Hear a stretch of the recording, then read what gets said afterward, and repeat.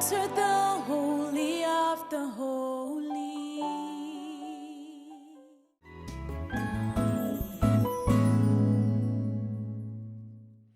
언택트 시대 컨택트 신앙. 안녕하세요. 저는 제이입니다. 저번 시간에 저희가 분사의 형태론을 배웠습니다. 어떻게 보면 직설법보다도 많은 것처럼 보이는 이 분사의 형태를 잘 아셔야만 또 정확하게 분사를 해석할 수 있습니다. 그래서 오늘은 이 형태론을 가지고 저희가 분사의 기초 구문론을 공부하도록 하겠습니다.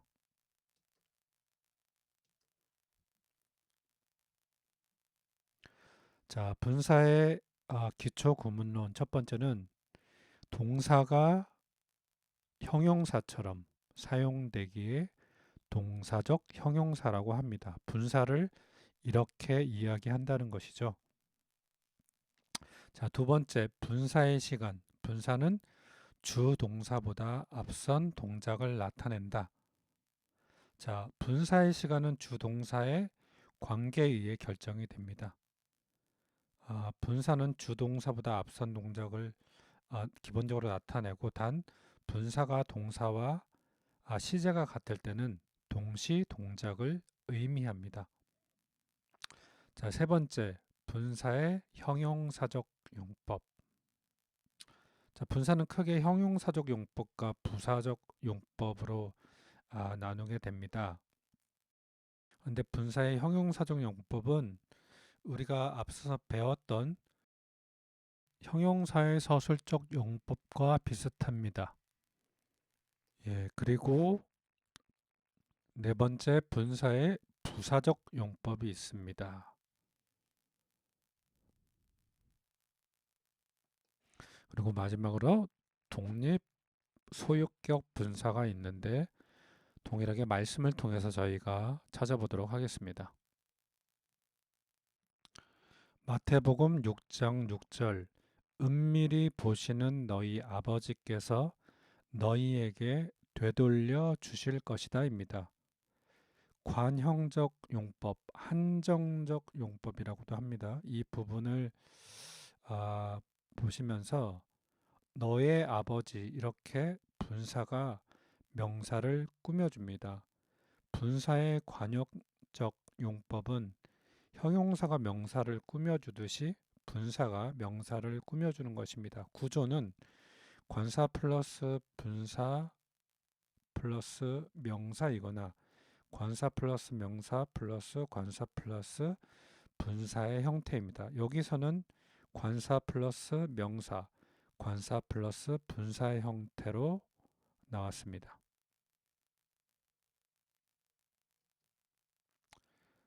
자, 마태복음 1장 16절. 그런데 야곱은 마리아의 남편 요셉을 낳았고 그녀에게서 그리스도라 불리우는 예수가 나셨다입니다.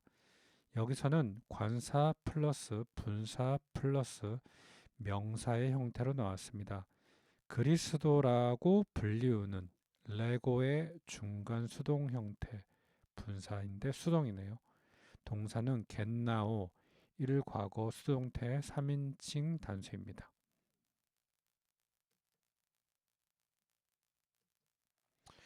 다음은 요한복음 3장 36절. 아들을 믿는 자는 영원한 생명을 가지고 있다입니다. 자, 이번에는 분사가 수식하는 명사가 없습니다. 단지 성수격이 같은 관사를 가지고 있습니다. 이를 독립적인 용법이라고 하고 분사의 명사적 용법이라고도 하는데, 분사가 독립적으로 관사를 취하여 명사의 기능을 하는 것입니다. 형용사가 명사를 취해서 명사처럼 쓰였던 것과 같습니다. 자, 이럴 때 해석은 주로 뭐뭐 하는 사람이라고 해석합니다. 그래서 믿는 자는 이렇게 해석합니다.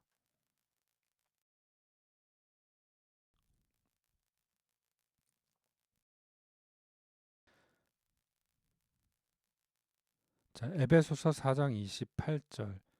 도둑질하는 자는 더 이상 도둑질하지 말아라입니다. 자, 내가 도둑질하다라는 뜻의 클레프토 동사를 가지고 분사와 명령어를 만들었습니다. 맥케티는 부사로 더 이상 무엇이 아닌 no more의 뜻입니다. 분사가 꾸며주는 명사가 없고 관사를 가지면서 명사의 기능을 하고 있습니다. 도둑질 하는 자입니다. 자, 이번에는 서술적 용법을 보겠습니다. 히브리서 4장 12절 말씀. 하나님의 말씀은 살아있고 그리고 입니다. 자, 책마다 조금씩 다르기는 하지만 먼저 형용사의 서술적 용법처럼, 그러니까 서술어로 쓰이는 거죠. 분사가 동일하게 서술어로 쓰이는 것입니다. 자, 존은 자오라는 동사의 분사입니다. 그래서 이 존이 살아있고 살았다 이렇게 동사로 쓰이게 되는 경우입니다. 쉽죠? 그런데 이 경우는 이제 이 다음에 나온 두 번째 그런 서술적 용법보다는 적게 쓰이는 경향이 있습니다. 자, 요한복음 1장 29절 말씀입니다. 예수께서 그에게로 오실 때 요한이 예수님을 보고 있다입니다. 여기서 블레페이가 3인칭 단수인데 앞절에 의하면 요한을 가리킵니다. 테에파우리오는 다음 날이란 뜻입니다. 자, 서술적 용법 두 번째는 동일하게 동사의 역할을 하면서 성수격이 같은 명사의 움직임을 설명하는 기능입니다. 그렇다면 여기서 분사인 에르코 오멘과 성수격이 같은 톤 예순 이 명사를 분사가 동사처럼 꾸며주는 것이죠. 그를 향하여 오고 있는 예수 이렇게 해석합니다. 자, 이런 경우 해석은 무엇 하면서 주로 현재 분사일 경우 과거 분사는 뭐뭐 한 후, 뭐 또 이유일 경우는 뭐뭐 하기 때문에 한다면 조건, 또 뭐뭐 함으로 수단, 뭐뭐 하기 위하여 목적 등으로 해석이 됩니다.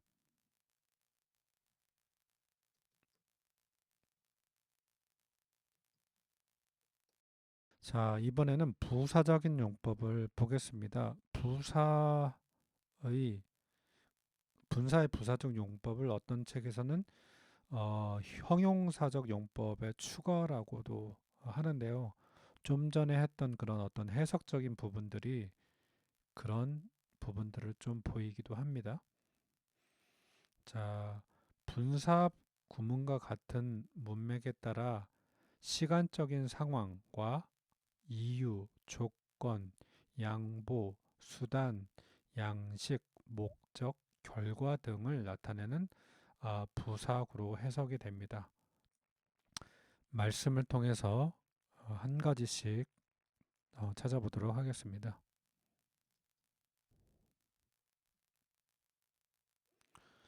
자, 마태복음 4장 2절입니다. 그리고 40일 밤과 낮 금식 후 그가 줄이셨다입니다. 네스테오 금식하다입니다. 동사인데 일과거 분사로 사용이 됐습니다.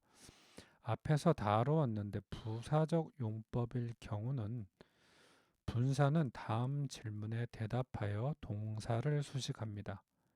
언제, 시간, 그 다음에 어떻게, 수단이나 방식, 왜, 목적이나 원인. 자, 동사가 줄이셨다. 그러면 언제라는 질문을 던지면 금식 후가 되겠죠. 그런데 휘스테로스가 부사인데 later, 뭐뭐 후에라는 뜻이 있습니다. 사실 이 부사가 없어도 분사만으로 뭐뭐 후에라는 의미가 될 수 있습니다. 자, 이번에는 방식. 방식은 수단과 의미, 즉 어떻게라는 의미로 거의 비슷합니다. 비교적으로 방식은 수단에 비하여 사용이 드뭅니다. 어떤 행동이 일어나는 방식이나 그 행동에 선행하는 어떤 것 혹은 그것에 동반되는 어떤 것의 방식이나 수단을 표현하기 위해 사용됩니다. 마태복음 19장 22절. 그런데 한 청년이 말씀을 들은 후 근심하여 떠났다입니다. 앞에 아쿠사스 1과거 분사가 나왔습니다. 여기서는 네 아니스코스 그 청년이라는 명사의 움직임을 설명하는 용법이므로 여기서는 서술적 용법입니다. 그리고 두 번째 분사 리프토의 현재 수동태 남단주 여기서 분사는 앞에 동사 즉 아페르코마의 이과거 능동태 3인칭 단수를 수식합니다. 그래서 근심하며 떠난다 이렇게 수식해 주는 것이죠.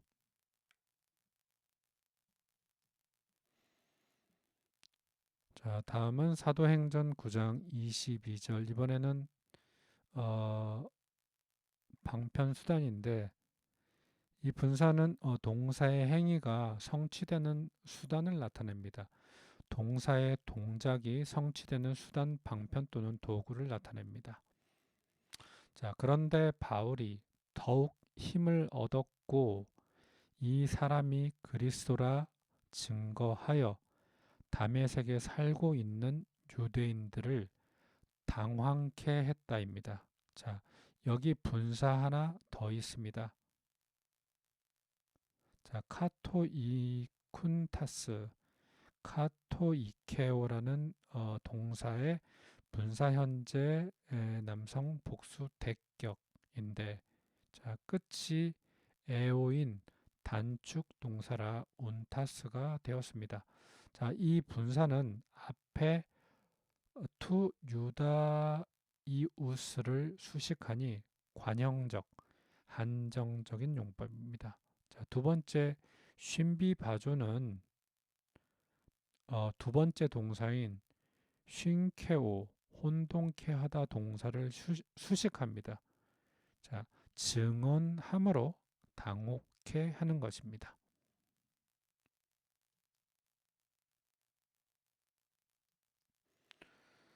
자, 이번에는 원인 이유에 대한 부사적인 용법입니다.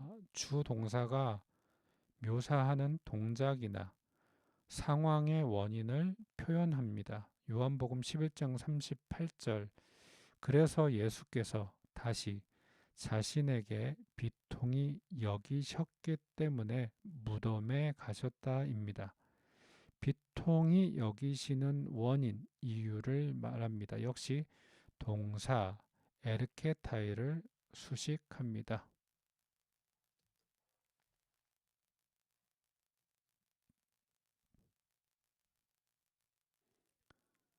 자, 이번엔 조건이죠.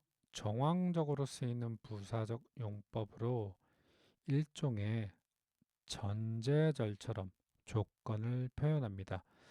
마태복음 21장 22절. 그런데 너희가 기도로 무엇이든 구할 때 믿는다면 받을 것이다. 믿는다면 받을 것이다. 자, 여기서 쓰인 분사는 조건에 해당되며 부사적인 용법으로 동사인 람바노의 미래 디퍼넌트 2인칭 복수인 램프세스테를 수식합니다.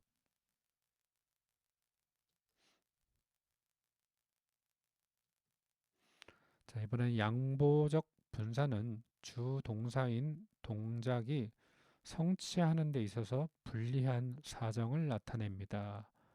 자, 고린도후서 10장 3절. 왜냐하면 비록 우리가 육체에 따라 행하나 육체에 대항하여 싸우지 않는다라는 뜻으로 비록 뭐뭐일지라도와 같은 양보로 사용되었습니다. 주동사 싸우는 것에 대하여 불리한 사정으로 육체로 행한다는 그런 의미입니다.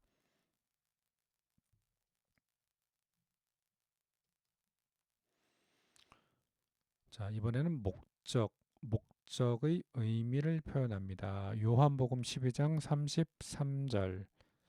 그리고 어떤 죽음으로 죽으실 것을 보이시려고 이것을 말씀하셨다입니다.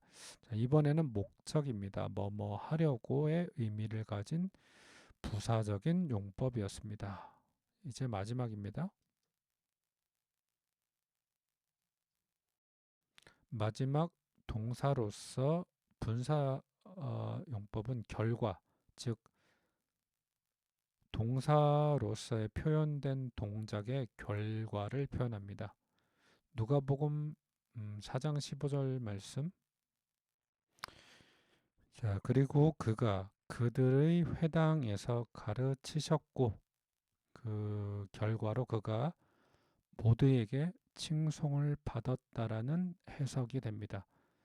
결과적으로 뭐뭐 하게 된 거죠. 부사적 용법입니다. 자, 이렇게 부사적 용법을 8개 정도 공부했습니다. 해석적인 부분으로는 서술적 용법 두 번째와 비슷하기도 합니다. 하지만 이는 부사적인 용법입니다. 그리고 이 도표는 The Basic of New Testament Syntax를 기초로 했습니다. 사실 다른 책에서는 조금씩 이 부사적 용법에 대해서 표현이 다르고 어떤 요소들을 첨가하거나 빼기도 합니다. 자, 중요한 것은 이러한 분사들의 해석이 중요하고 더 자세한 내용들은 중급에서 다루기로 하겠습니다. Oops. 네, 깜빡했습니다. 독립소유격 분사를 설명 안 했군요. 자, 독립소유격 분사를 책에 따라 서술적 용법으로 혹은 부사적 용법으로 구분하기도 합니다. 독립소유격 분사에 대해서 이야기를 해보겠습니다. 영어에서 두 개의 절을 하나로 만들 경우 우리가 분사를 사용하는데 이때 두 개의 절의 주어가 같지 않을 때 종석절의 주어가 주절의 주어와 다를 때 분사 앞에 주어를 써줍니다. 헬라어에서는 분사의 주어를 속격으로 사용한다는 것입니다. 이유는 정확하게 알려지지 않았습니다. 말씀을 통해 보도록 하겠습니다. 사도행전 23장 7절 말씀입니다. 그런데 그가 여기서는 바울을 뜻합니다. 이것들을 말한 후 바리새인과 서기관들이 다툼이 일어나 군중들이 나누어졌다는 것입니다. 분사 구문 쪽의 주어는 그인데 바울을 뜻합니다. 이후에는 바리새인들과 사두개인들의 분열이 생겨났고 그래서 군중들이 나누어졌다는 것입니다. 주어가 서로 다르죠. 그래서 분사 구문일 때의 주어는 속격이 주어가 된다는 것입니다. 여기서 속격은 아우트가 되죠. 분사 에이폰토스는 레고의 이과거 능동태 남성 단수 속격입니다. 앞에 속격이 있죠. 아우투. 그래서 아우투가 주어가 돼서 그가 말한 후 무엇을 이것들을 말한 후 그죠? 그 이에 다툼이 생겼다. 이렇게 되는 것입니다. 독립소유격 분사도 있고요. 독립목적격 분사도 있는데 소유격 대신 목적격을 사용하는 것 외에는 다른 점이 없는데 많이 사용되지는 않습니다. 자, 수고하셨습니다.